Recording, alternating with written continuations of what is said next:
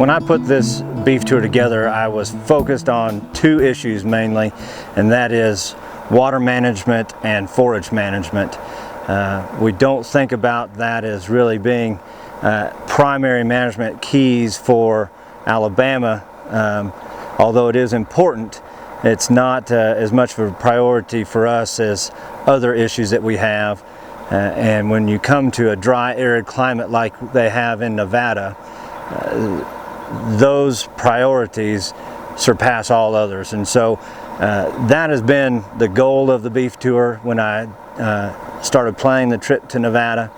And I think that our producers and our members and our farmers have really come away with a new appreciation for the amount of water and forage that we do have available in Alabama, and that that hopefully they can focus even more on quality of those resources and take advantage of what we do have. Well, I have a new perspective on what a cow is capable of doing now. I about decided that what I thought was the way to do things with the cattle business maybe is not near as good as I thought it was. First off, a cow's a whole lot tougher than I thought they were. The grass that we have at home maybe it's not as good as I thought it was. I think a big part of that is maybe it's got too much water in it. It goes through them too easy. I see cattle out here that I think has nothing to eat, and they're fat, good shape, raising a good calf. I see them at home and I think they got plenty to eat. They look terrible. That them cattle can live in this kind of environment, the heat, the terrain, the vegetation, and do as well as they do. It's just been, I don't know how to describe that. It's mind-blowing to me. When you compare Nevada to Alabama, we have more cows and more beef produced in Alabama. But when you compare the annual rainfall, when we're getting, around 50 inches a year, there's many places in Nevada that are only getting 5 inches a year. When our forage is producing tons to the acre, they're taking acres to the ton in their forage. And we have just a classic case where we have a lot of quantity of forage in Alabama, and they have a lot of quality of forage in Nevada. When you look at the different types of forages, most of our forage is going to range from 8 to 10 or 12% in the very best years.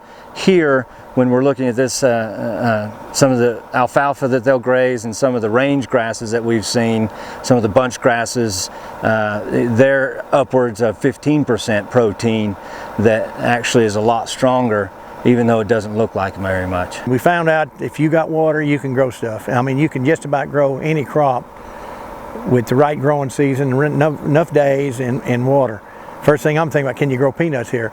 With a 110-day growing season, it would be limited to maybe just a few varieties, very short season varieties, but you could really grow peanuts here too. But they have cold nights and stuff, and so it wouldn't fit into that, but cattle love cool nights and cool days, and they get along mighty good. I mean, they surprised me of how well they actually can do but the grass evidently is more powerful.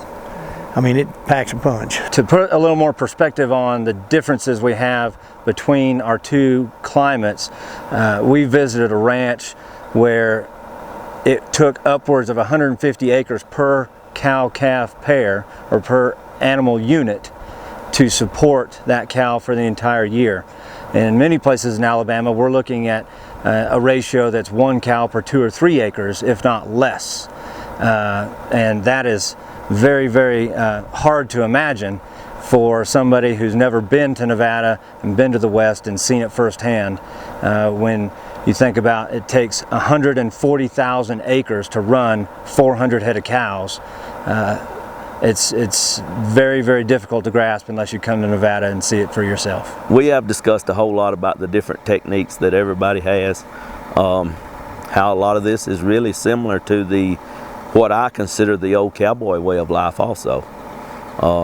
That's another thing that makes it interesting to me. One of my favorite things every year with the beef tour is to highlight just how adaptable cattle actually are. Every beef tour we go on, we see how well this species is adapted to its environment. And we are very fortunate to work in a business that allows us this flexibility. When you have cattle that can make it in this environment, in Nevada that's very dry and arid, and you have the same animal that can make a very good living, very good product in Alabama, where it's a very lush environment, it's just incredible to be reminded of that year after year in every place we go.